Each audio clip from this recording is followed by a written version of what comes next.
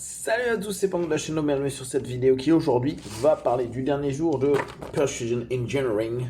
J'ai même le bouquin maintenant, parce que je galérais pour le trouver, je sais qu'il était sur Amazon, mais il coûtait une blinde. Donc je me le suis acheté.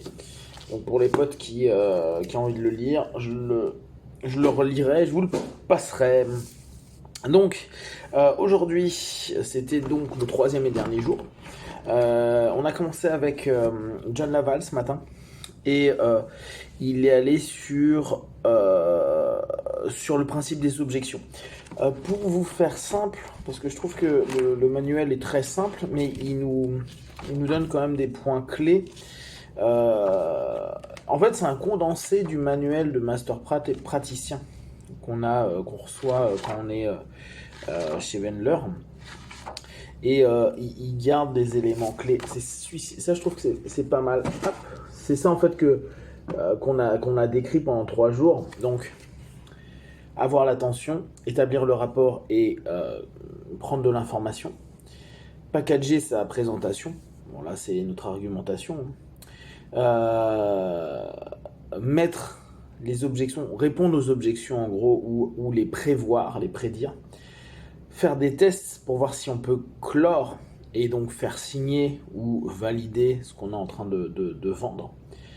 Puis clore, finir et envoyer dans une projection future et créer des perspectives avec ce qu'on a proposé et surtout dans l'idée d'avoir des retours à la fois. Et ça j'ai bien aimé, c'est Benler qui l'a dit tout à l'heure, il disait, non c'est Laval d'ailleurs, il disait en gros que on a fini de vendre à partir du moment où la personne est revenue nous racheter quelque chose ou nous a envoyé quelqu'un. Je trouvais que c'était pas mal. En gros, notre client, là on est vraiment dans du commerce, hein, mais notre client, c'est ok quand il nous a renvoyé quelqu'un ou qui vient nous racheter autre chose. L'idée est pas mal.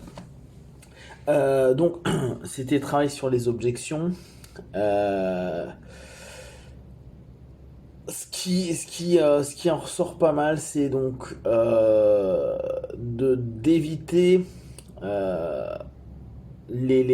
tout ce qui va être bah, le fait que nous-mêmes on puisse créer des objections. C'est-à-dire qu'il y a des moments dans notre discours, on peut nous-mêmes se tirer une balle dans le pied pour que le gars dise ouais, j'y avais pas pensé, ou à la limite vous lui insérez l'idée. Et ça arrive souvent dans des arguments commerciaux, mais même dans des arguments avec des potes où à un moment donné on peut s'auto-bugger, ce qui est pas super intéressant. Donc soit on fait en sorte de gérer cette objection le mieux possible en reposant des questions, en montrant pourquoi ou comment faire pour que ce soit validé, que le produit soit bon pour la personne, et montrer toutes les solutions qu'on a au travers de ça. Soit on peut ignorer les objections, il ne faut pas trop le faire.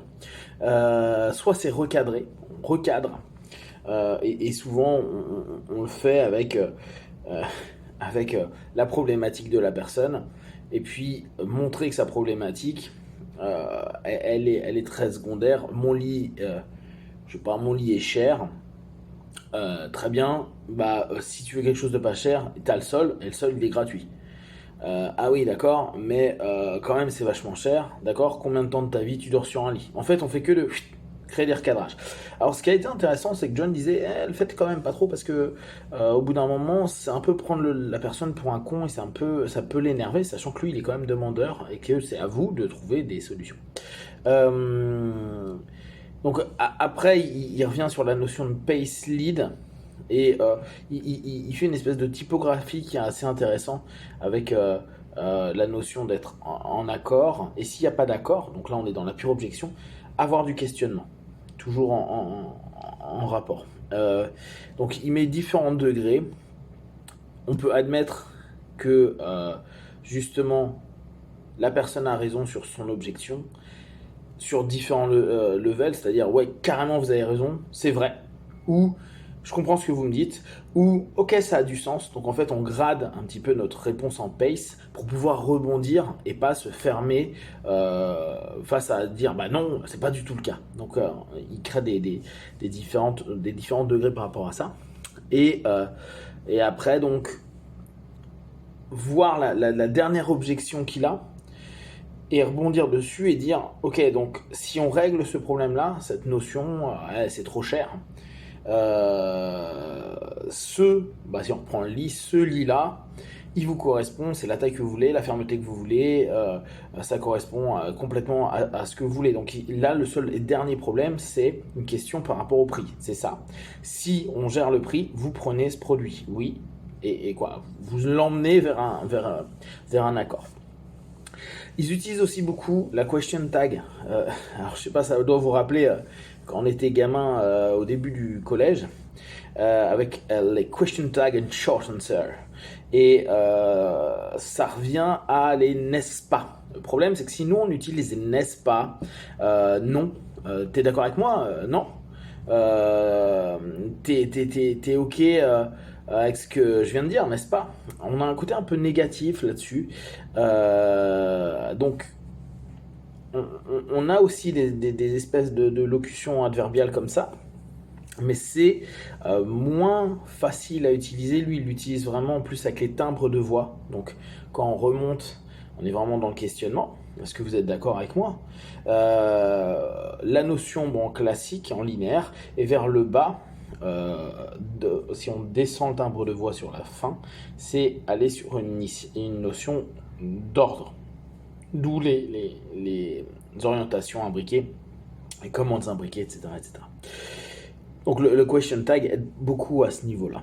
Après, il nous a parlé des travaux d'ancrage qu'on peut faire, les ancrages auditifs, kinesthésiques, visuels, qu'on peut mettre en place pour améliorer le deal. Et surtout, on est toujours dans la même idée, dans l'idée d'état que le partenaire, on aimerait qu'il ait à un moment donné, pour qu'il puisse aller jusqu'à cette fameuse signature.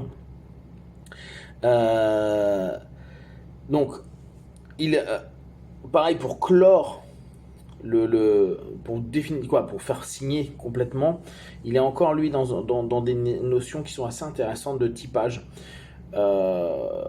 Est-ce que tu es plutôt peine ou est-ce que tu es plutôt plaisir? Est-ce que tu es plutôt proactif ou est-ce que tu es plutôt réactif? Il a une petite grille comme ça. Maintenant, sincèrement, pour les personnes qui te connaissent le ProcessCom ou qui connaissent les énéagrammes, voire vous connaissez MBTI, c'est pas vraiment intéressant. En tout cas, c'est trop peu précis. Ça reste quelque chose pour vraiment les néophytes. Et alors, pour clore le deal, une autre manière qu'il a de typer, c'est les personnes qui sont toujours les mêmes. Et ça, c'est des gens qui vont rester hyper fidèles à un produit. Ceux qui aiment les mêmes choses, mais de façon différente. Type, je vais au même restaurant, mais je vais prendre des choses différentes dans le resto.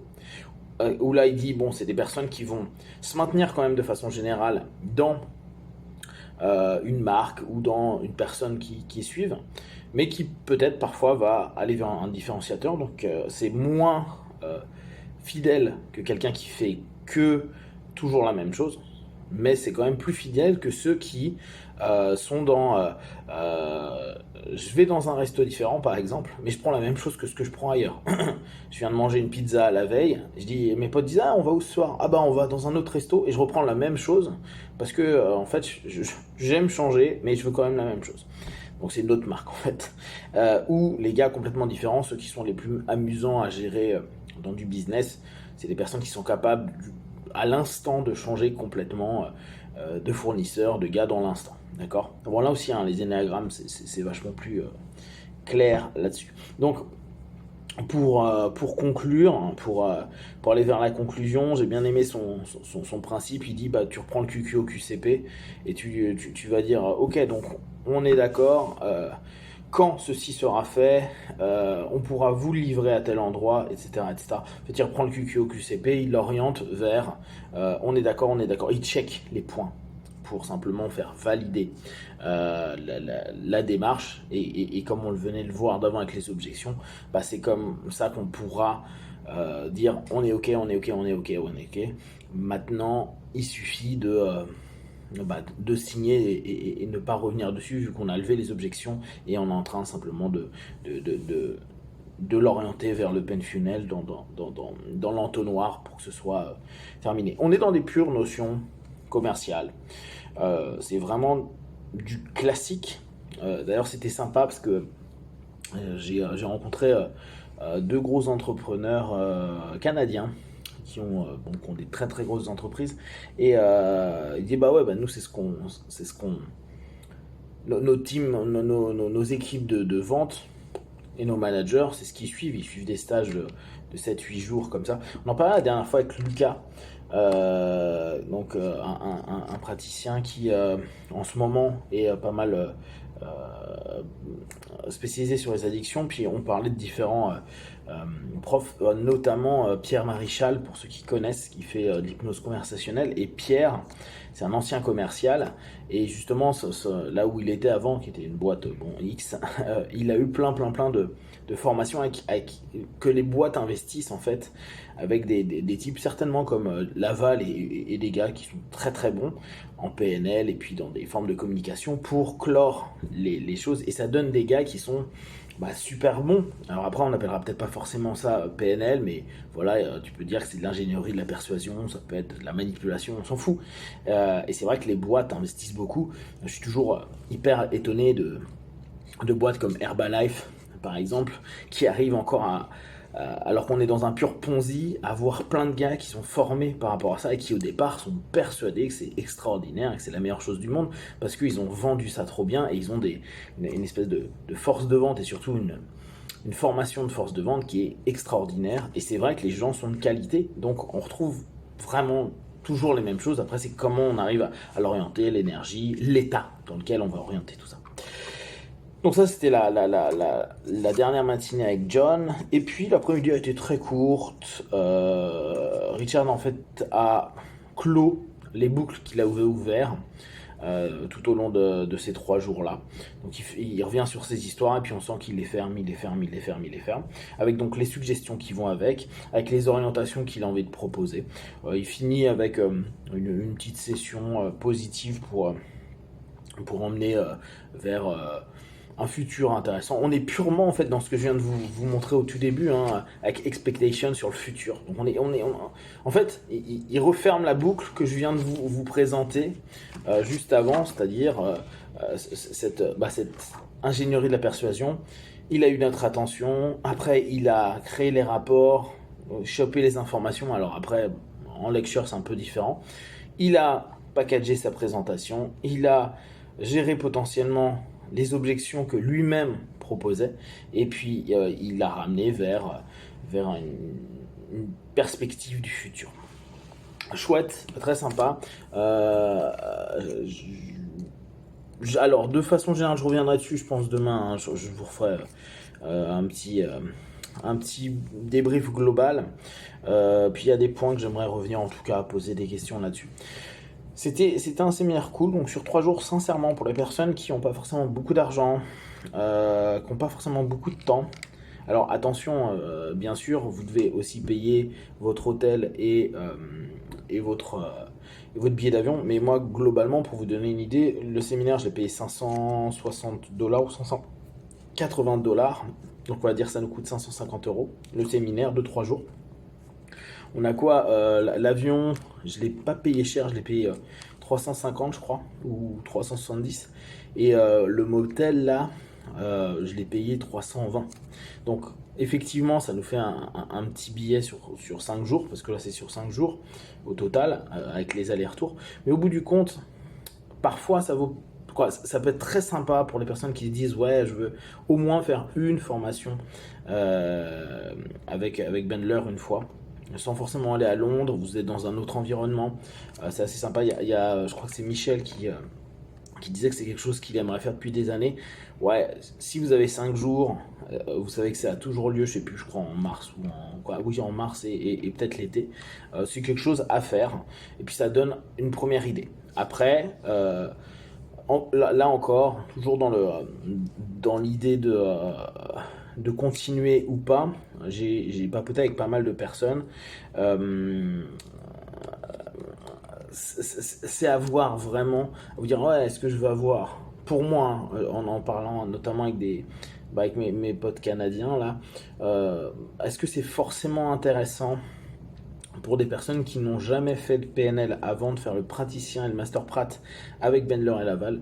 Pour moi aujourd'hui, j'en suis vraiment pas sûr. Vaut mieux aller vers des personnes proches de chez vous, qui parlent votre langue et qui vont vous donner des détails, plutôt que d'avoir des lectures super bien construites, etc. Certes, mais qui peuvent vous donner l'impression qu'il n'y a pas assez d'informations, de processus, parce que le contenu n'est pas la clé de leur système pédagogique entre guillemets, alors que là sur un petit truc comme ça sur 3 jours ils sont obligés quand même de donner un contenu, même si au bout d'un moment on peut se rendre compte que ça va pas assez loin ou que ils pourraient préciser mais ils le font pas, mais ça c'est pas trop grave à la limite. Ils ont déjà donné un petit, et comme je vous disais, je pense que c'est vraiment un produit d'appel qui donne globalement des choses intéressantes. Si en plus vous êtes déjà des PNListes ou hypnotistes, c'est un truc sympa. Voilà, ça c'est vraiment mon ressenti. Ce coup-ci, je ressors pas vénère, déçu et tout. Un peu de lenteur sur certains trucs, mais là en même temps, il y a aussi leur routine et les habitudes par rapport à ce type de présentation. Voilà, donc si vous avez des questions et des remarques sur le sujet, n'hésitez pas, si je peux vous aider, vous orienter. Je vais reprendre certains éléments, je pense, demain, après-demain, peut-être de ce petit guide-là, qui est donc une version raccourcie du guide de Master Prat. Si ça vous intéresse un petit peu, je sais que j'avais mis des petites notes sur mes notes, il y avait des choses, je me disais ça peut être sympa d'en reparler un petit peu plus en profondeur. Vous me direz si ça vous intéresse. En tout cas, voilà. Si vous avez des questions et des remarques, partagez-les sur Facebook, YouTube, j'y répondrai le plus rapidement possible. Comme d'habitude, de tout ce que je propose, ne prenez que ce qui est moi juste pour vous tester, observer, analyser et conclure. Be one, ciao.